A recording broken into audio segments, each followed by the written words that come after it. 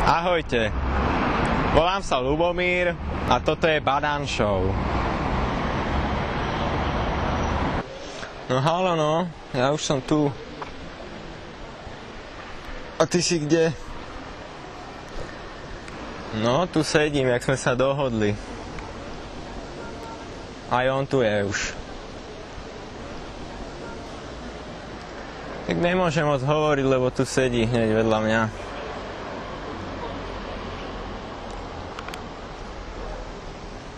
Tu sedí vedľa mňa a kúka do blba.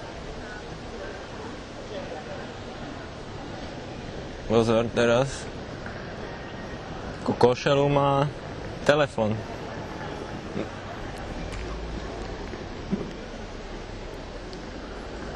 No číta si niečo.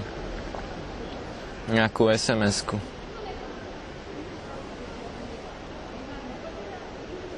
Teraz si schováva ten telefon.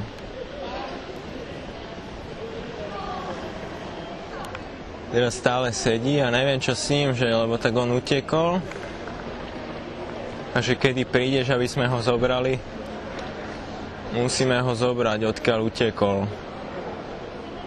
Lebo chýba tam, odkiaľ utekol, tak tam je ho škoda.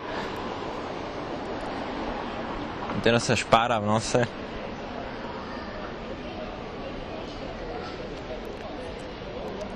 Áno. Áno.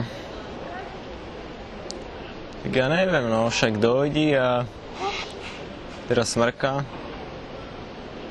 A neviem, čo s ním, lebo tak klepneme ho, alebo do auta ho dáme, alebo také niečo. Šušne si vyťahuje.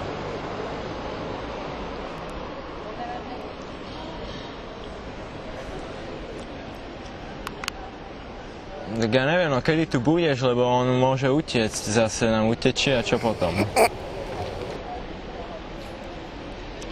Vieš, no pozor, už by mohol utiecť. A treba ho klepnúť čo najskôr.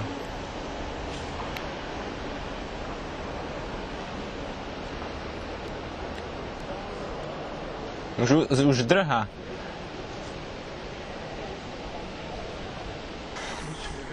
Teda... Už som tu a on je tiež už tu.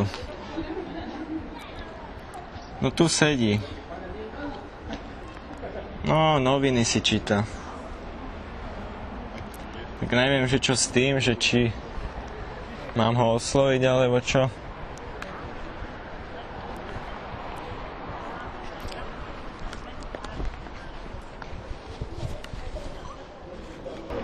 A na zastávke som.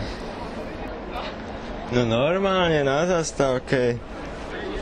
Taká budka to je, ne? Tu taká pani sedí. V takom ružovom. Tak. Tam sedí a pozerá. Však ja neviem, ne? Asi bola nakupovať v Tesku. Taká zaujímavá je. Áno, no. Tak ja ju poznám, veď ja ju poznám, ale ona ma nepozná. Však ja som pre ňu robil nejakú robotu. Ona je taká, neviem, ona tuším mala nejaké problémy. Tak som sa tak izoloval radšej, vieš, aby nedošlo k ničomu. K nejakej infekcii alebo čo.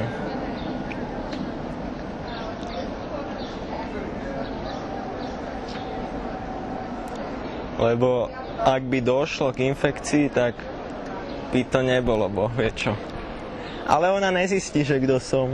Ona to nikdy nezistí.